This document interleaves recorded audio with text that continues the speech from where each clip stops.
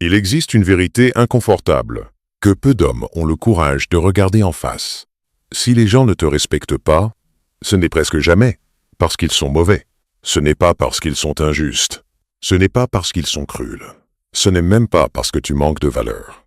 C'est parce que sans t'en rendre compte, tu n'envoies aucun signal d'autorité intérieure. Et le monde est impitoyable avec ceux qui n'assument pas leur propre présence. Avant même que tu ouvres la bouche, avant même que tu expliques ton point de vue, avant même que tu fasses quoi que ce soit, ton sort social est déjà décidé. Pourquoi? Parce que les êtres humains ne fonctionnent pas à la logique. Ils fonctionnent à la perception. Ils ne te traitent pas selon ce que tu mérites. Ils te traitent selon ce que tu dégages. Et ce que tu dégages se joue dans les premières secondes. Ta posture, ton rythme, ton silence, ton regard, ton calme, tout cela parle avant toi. Certains hommes entrent dans une pièce et deviennent invisibles. Ils sont là, mais personne ne les sent vraiment. Ils parlent, mais leurs mots tombent au sol. Comme des pièces sans valeur, ils expliquent, ils justifient, ils détaillent. Mais rien ne s'imprime. Ils repartent, et personne ne se souvient d'eux. Et puis, il y a ces autres hommes. Ils n'entrent pas plus fort. Ils ne parlent pas plus haut. Ils ne forcent en rien. Ils entrent, et l'atmosphère ralentit. Les conversations se calment. Les regards se lèvent. L'espace se réorganise inconsciemment. Personne ne sait expliquer pourquoi, mais tout le monde le ressent. Ces hommes ne demandent rien. Ils n'imposent rien. Ils existent pleinement, et le monde s'ajuste. Aujourd'hui sur SK Motivation, tu ne vas pas apprendre à jouer un rôle. Tu ne vas pas apprendre à manipuler les autres. Tu ne vas pas apprendre à dominer artificiellement. Tu vas apprendre quelque chose de bien plus rare. Marcher comme un roi. Pas un roi arrogant, pas un roi bruyant, pas un roi agressif. Un roi intérieur. Un homme qui n'a pas besoin d'être validé pour se sentir légitime. Reste jusqu'à la fin de cette vidéo, parce que ce que tu vas entendre ne changera pas seulement la manière dont tu te déplaces, mais la manière dont le monde te perçoit, et surtout, la manière dont tu te perçois toi-même. Il y a un malaise invisible qui ronge les hommes modernes. Un malaise dont personne ne parle vraiment, parce qu'il ne se voit pas, parce qu'il ne fait pas de bruit, parce qu'il ne laisse pas de traces physiques. Et pourtant, il détruit plus de respect, plus d'autorité et plus de confiance que n'importe quelle faiblesse visible. Ce malaise, c'est la réaction permanente. La majorité des hommes aujourd'hui ne vivent pas. Ils réagissent. Ils réagissent au regard. Ils réagissent aux messages. Ils réagissent aux attentes. Ils réagissent aux tensions. Ils réagissent à la pression. Ils ne décident pas. Ils s'adaptent. Ils ne choisissent pas leur rythme.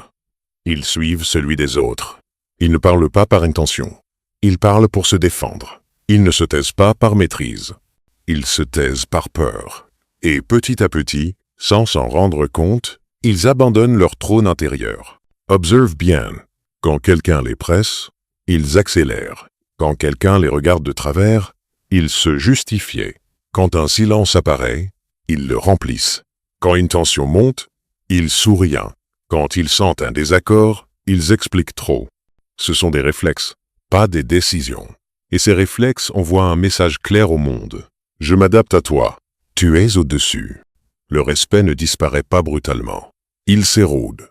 Un regard qui coupe. Une parole qu'on interrompt. Une décision prise sans te consulter. Une présence qu'on contourne. Rien de violente. Rien d'exagéré. Juste une place qui rétrécit. Et beaucoup d'hommes se trompent de diagnostic. Ils pensent. Les gens sont mal élevés. Le monde est injuste. On ne respecte plus rien. On profite de ma gentillesse. Mais la vérité est plus simple et plus dure. Le monde respecte ce qui est stable, pas ce qui est gentil, pas ce qui est intelligent, pas ce qui est moral, ce qui est stable. Les stoïciens l'avaient compris il y a plus de 2000 ans. Celui qui ne se gouverne pas lui-même sera toujours gouverné par les autres. Pas par méchanceté, par nature, parce que l'être humain cherche instinctivement des repères solides. Et quand tu montres que ton état intérieur dépend des autres, les autres prennent inconsciemment le contrôle. C'est pour cela que le respect n'est jamais accordé à celui qui cherche à plaire. Le respect est accordé à celui qui est cohérent, même quand c'est inconfortable. À celui qui reste calme quand les autres s'agitent. À celui qui ne se justifie pas quand il n'a rien à prouver. À celui qui accepte le silence sans panique. La plupart des hommes modernes ne manquent pas de valeur. Ils manquent de verticalité intérieure. Ils sont penchés vers l'extérieur, vers l'approbation, vers l'acceptation, vers le regard des autres. Et un homme penché ne peut jamais imposer le respect. Marcher comme un roi ne commence pas par le corps. Ça commence par une décision mentale. Une décision simple, mais radicale. Je cesse de quémander inconsciemment. Cessèrent de vouloir être compris par tout le monde. Cessèrent de vouloir être aimé par tout le monde. Cessèrent de vouloir être validé par tout le monde. Un roi n'est pas aimé par tous. Il est assumé. Et tant que tu cherches à être accepté, tu abandonnes ton autorité. Pas parce que les autres sont mauvais, mais parce que tu leur donnes le droit de te définir. C'est exactement ce que Samuel ne comprenait pas encore. Samuel pensait être discret. En réalité, il était effacé. Il pensait être humble. En réalité, il s'excusait d'exister. Il pensait être gentil. En réalité, il se minimisait. Et le monde, comme toujours, avait simplement répondu à ce qu'il montrait. Dans la prochaine partie, et Active Nia, en Matrimin 7, tu vas entrer dans son histoire. Pas une histoire spectaculaire. Pas une success story hollywoodienne. Une histoire réelle. Silencieuse. Profonde. L'histoire d'un homme ordinaire qui a compris une chose essentielle. Le respect ne se négocie pas. Il se manifeste. Si tu te reconnais, même légèrement, dans ce qui vient d'être dit, reste jusqu'au bout. Parce que la transformation de Samuel n'est pas extérieure. Elle est intérieure. Et elle est accessible à tout homme, prêt à reprendre son axe. L'homme qu'on n'écoutait pas. Il s'appelait Samuel. Pas un homme faible. Pas un homme paresseux. Pas un homme vide. Un homme capable. Consciencieux. Intelligent. Le genre d'homme qu'on décrit comme sérieux. Le genre d'homme à qui on confie des responsabilités. Le genre d'homme qui fait toujours sa part. Et pourtant, partout où Samuel allait, quelque chose se répétait. Dans les réunions, il parlait, mais on l'interrompait. Il proposait une idée, personne ne réagissait. Puis, quelques minutes plus tard, la même idée revenait dans la bouche de quelqu'un d'autre, et soudain, elle devenait brillante. Dans les discussions, on le coupait. On terminait ses phrases. On décidait, sans le consulter. Dans les files d'attente, on passait devant lui. Dans la rue, on le bousculait sans s'excuser. Même ses proches ne semblaient pas vraiment l'écouter. Samuel n'était pas invisible. Il était transparent. Et le plus douloureux dans cette situation, ce n'était pas l'injustice. C'était l'incompréhension. Il se disait, « Pourtant, je fais tout correctement. Je respecte. Personne. Je ne dérange personne. » Mais le respect ne fonctionne pas comme une récompense morale. Samuel croyait que le respect se méritait. Par le travail, par la gentillesse, par la patience. Il ne comprenait pas encore que le respect se déclenche, avant même que tu aies fait quoi que ce soit. Un soir, après une journée de trop, Samuel est rentré chez lui épuisé. Pas physiquement, mentalement. Ce genre de fatigue, où tu n'as même plus la force d'être en colère. Il s'est assis, en silence. Et pour la première fois depuis longtemps, il s'est posé une question dérangeante. Et si le problème, c'était moi, pas dans le sens culpabilisant, pas dans le sens humiliant, mais dans le sens responsable. Il a commencé à observer, pas les autres, lui. Il a remarqué comment il entrait dans une pièce, vite, vite, un peu penché, comme s'il voulait déranger le moins possible. Il a remarqué comment il parlait, rapidement, avec des phrases longues, des justifications, des précautions. Il a remarqué comment il se tenait, épaules légèrement rentrées, regard fuyant quand on le fixait trop longtemps, un sourire automatique pour désamorcer. Samuel n'avait jamais appris à occuper l'espace. Il existait, en retrait. Ce soir-là, il est tombé sur une phrase stoïcienne. Simple. Brutal. Yeah. Brutal. Personne ne peut te manquer de respect, sans ton consentement intérieur. Cette phrase l'a dérangé, parce qu'elle ne blâmait personne d'autre que lui. Pas les collègues, pas la société, pas l'époque. Les. Samuel a compris quelque chose de fondamental. Le monde ne te traite pas selon ce que tu vaux. Il te traite selon ce que tu montres. Et ce que Samuel montrait, sans le vouloir, c'était une présence fragile. Pas parce qu'il l'était, mais parce qu'il ne se tenait pas. Alors il a décidé de faire une expérience. Pas une révolution, pas un changement spectaculaire, une expérience silencieuse. Il n'allait pas changer ce qu'il disait. Il allait changer comment il était là. Le lendemain, Samuel est entré au travail différemment. Il a marché plus lentement, pas pour jouer un rôle, mais pour sentir chaque pas. Il s'est tenu droit, sans rigidité, sans tension. Quand quelqu'un lui a parlé, il a regardé, calmement, sans détourner les yeux. Et surtout, il a parlé moins. Pas par peur, par choix. Quand on l'a interrompu, il ne s'est pas justifié. Il s'est tu. Et quelque chose d'étrange s'est produit. Les gens ont commencé à s'arrêter. Pas immédiatement, pas spectaculairement, mais subtilement. On l'a laissé finir ses phrases. On a attendu son regard. On lui a redonné la parole. Samuel n'était pas devenu plus intelligent. Il n'était pas devenu plus fort. Il était devenu plus présent. Et le monde a commencé à s'ajuster. Parce que le respect, au fond, n'est pas une récompense. C'est une réponse. Ce que Samuel venait de découvrir n'était pas un secret mystique. C'était une loi humaine. Le respect est une énergie silencieuse.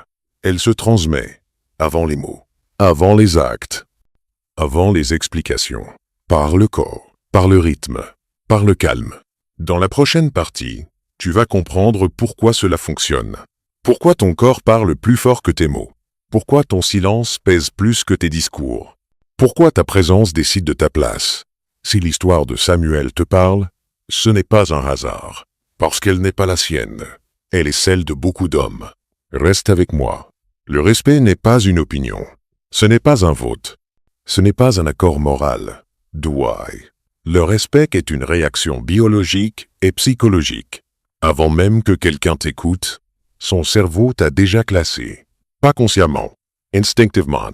L'être humain est programmé pour détecter la stabilité, la maîtrise, la cohérence, le calme, et il se méfie naturellement de l'agitation, la justification, l'urgence permanente, l'émotion incontrôlée. C'est pour cela que deux personnes peuvent dire exactement la même phrase et produire deux effets opposés. L'une impose le silence, l'autre déclenche l'indifférence.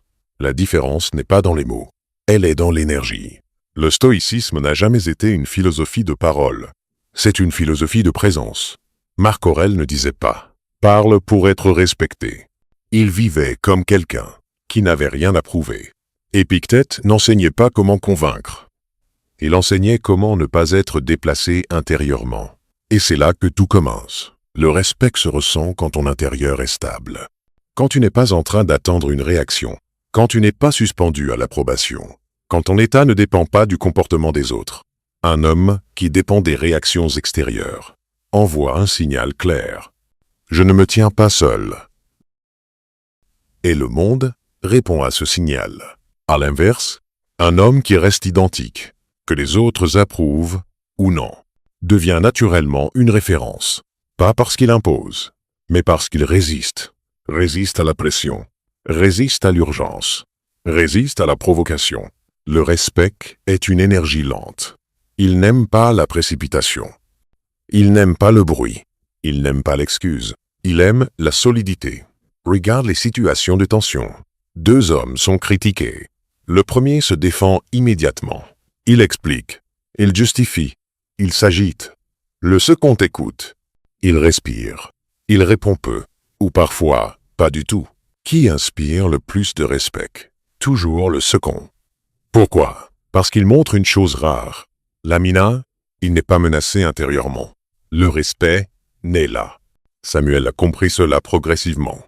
Il a compris que chaque fois qu'il se justifiait, il descendait d'un cran. Chaque fois qu'il parlait trop, il diminuait la valeur de ses mots. Chaque fois qu'il se pressait, il signalait qu'il n'était pas maître de son temps. Et à l'inverse, chaque fois qu'il ralentissait, chaque fois qu'il se taisait volontairement, chaque fois qu'il gardait son calme, il montait silencieusement dans la hiérarchie invisible. Pas sociale, humane. Le respect ne dépend pas de ton statut. Il dépend de ta posture intérieure. C'est pour cela que certains hommes sans titre sont écoutés, et que d'autres, pourtant puissants sur le papier, sont contournés. Ibikukor. Le monde ne respecte pas ce que tu dis être. Il respecte ce que tu incarnes sans effort. Et c'est exactement pour cela que marcher comme un roi ne commence ni par la domination, ni par l'arrogance. Ça commence par un axe. Dans la prochaine partie, on va entrer dans le concret. Pas des idées, pas des concepts. Des étapes précises. Des comportements observables. Des ajustements simples.